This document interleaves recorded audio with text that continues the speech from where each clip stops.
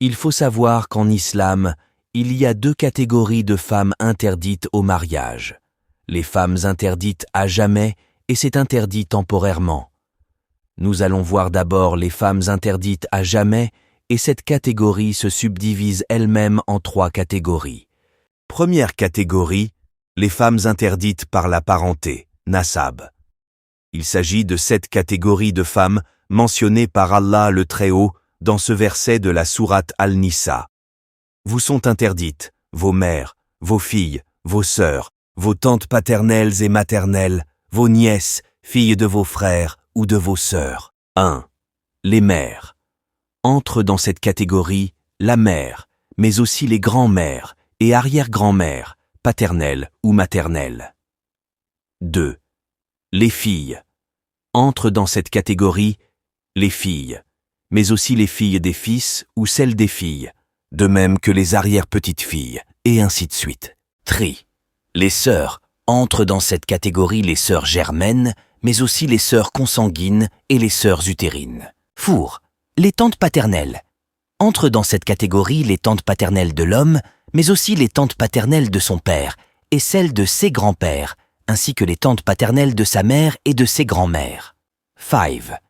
Les tantes maternelles. Entrent dans cette catégorie les tantes maternelles de l'homme, mais aussi les tantes maternelles de son père et celles de ses grands-pères, ainsi que les tantes maternelles de sa mère et de ses grands-mères. 6. Les filles des frères. Entrent dans cette catégorie les filles des frères germains, mais aussi celles des frères consanguins et celles des frères utérins, de même que les filles de leurs fils ou de leurs filles, et ainsi de suite. Les filles des sœurs. Entrent dans cette catégorie les filles des sœurs germaines, mais aussi les filles des sœurs consanguines et les filles des sœurs utérines, de même que les filles de leurs fils ou de leurs filles, et ainsi de suite. Il s'agit de même catégorie de femmes interdites par les liens de parenté. Mais attention, l'allaitement n'interdit le mariage que dans certaines conditions. Première condition, qu'il y ait eu au moins 5 tétés, donc si enfant reçoit 4 tétés d'une femme, celle-ci n'est pas considérée comme sa mère de lait. Deuxième condition, que l'allaitement ait eu lieu avant le sevrage de l'enfant. Troisième catégorie, les femmes interdites par l'alliance, Sahar. 1.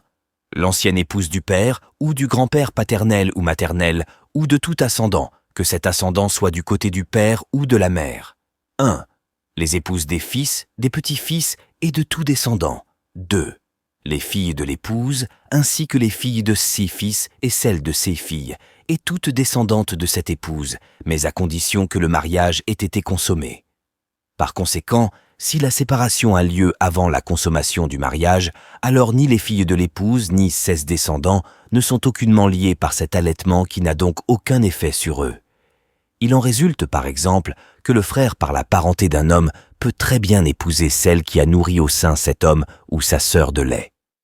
En revanche, les enfants de cet homme sont considérés comme les petits-enfants de sa mère de lait et du mari de celle-ci, de même que leur père est considéré comme le fils de lait de ces derniers. Et parmi ces signes, il a créé de vous, pour vous, des épouses pour que vous viviez en tranquillité avec elles, et il a mis entre vous de l'affection et de la bonté. Il y a en cela des preuves pour des gens qui réfléchissent. Coran 30, 21. Parmi les femmes interdites temporairement figurent 1.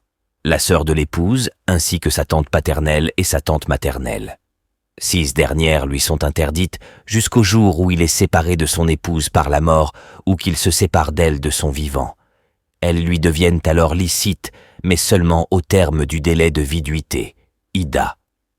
Il n'est pas permis d'avoir pour épouse en même temps une femme et sa tante paternelle ou une femme et sa tante maternelle. 2. La femme en période de viduité après sa séparation d'un autre homme. Il n'est pas permis à un homme d'épouser une femme avant la fin du délai de viduité de cette femme devenue veuve ou séparée d'un autre homme. De même, il ne lui est pas permis de la demander en mariage au cours de ce même délai de viduité. 3. La femme état de sacralisation.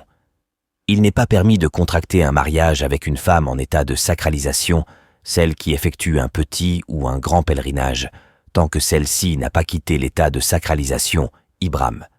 Et il existe d'autres femmes interdites au mariage dont nous avons préféré ne pas parler ici de peur d'être trop long. S'agissant des menstrues, elles n'interdisent pas de contracter un mariage avec une femme. Néanmoins, la consommation du mariage ne peut avoir lieu que lorsque la femme est devenue pure et a effectué le bain rituel, ghusl.